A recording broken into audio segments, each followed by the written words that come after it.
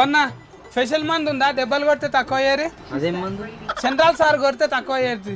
Prescription ఉందా? Reception గారు doctor చిట్టి ఉందా? చిట్టా అట్లా మళ్ళీ రిసెప్షన్ అంటావు. రిసెప్షన్ అంటే డిన్నర్ దావత్, అది కాదు. ప్రిస్క్రిప్షన్ అంటారు, డాక్టర్ చిట్టిని ప్రిస్క్రిప్షన్ అంటారు. ఏరేలా ఇప్పుడు అట్లా అంటున్నారు. మావోడేంది మెడికల్ షాప్ లోకి వెళ్ళిండు, పుల్లసిల్లిండా? పొద్దుగాలే మంచిగానే ఉన్నాడు కదా వీడు. చాలా ఏండ్ల సంది ఎన్ని మందులు ఆడినా కూడా తక్కువ అయితే లేదు. పొగర్ఫుల్ మంది అయింది, ఎన్ని పైసలు ఖర్చు అయినా సరే ఇస్తా. మందులు డాక్టర్ చిట్టి లేకుండా ఇయ్యారు. ఏమంది? దెబ్బలు అలిగితే మందు తక్కువ అవుతుంది. ఏ నీ హెచ్చరికలు చాలు కానీ ఏమైందిరా? తలకాయ నొప్పి లేస్తుందా? అలా ఎందుకు మందులు అడుగుతున్నావు? నాకు నెత్తి నొప్పి లేస్తే జెండు బాంబు రుద్దుకొని నెత్తికి దష్టి బట్ట గుంజి కట్టుకుంటా. నాకెందుకు అక్క గోళీలు? మరి ఆడికెందుకు పోయినవురా? నీకేం పని ఆడా? మస్తు ఫన్ ఉన్నదాక నాకు.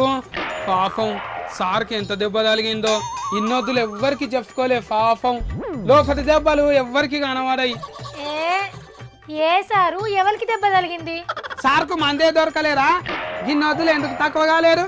ఏం మాట్లాడుతున్నావురా నువ్వు? నేను ఆడికి వచ్చిందంటే రెండు గుద్దుతా నేను.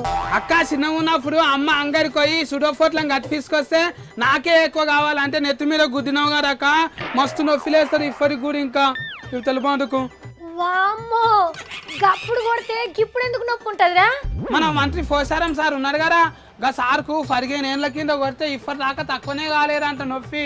పాపం ఎంత గట్టిగా కొట్టిందో. అయితే పోచారం సార్కి దెబ్బలు తగిలితే నువ్వు మందులు కొండపోతావా? సార్కు నేను అంటే మస్తు ఇష్టము.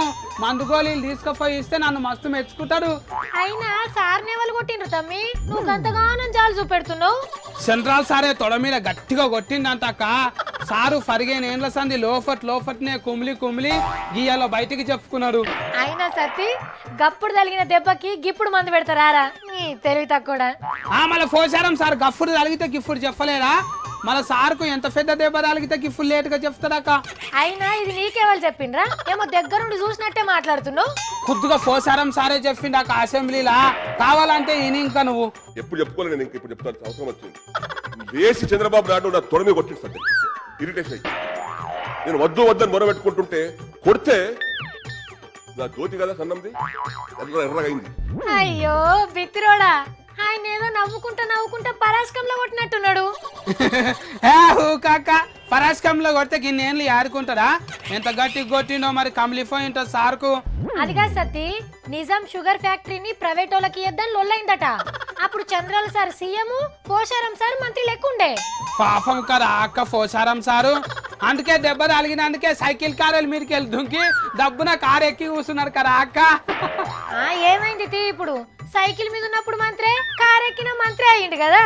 తెలుగుదేశం పార్టీ మొత్తం ఎందుకు ఖాళీ అవుతుందో నాకు ఎరకైందాక. ఎరకబట్టిన నేను.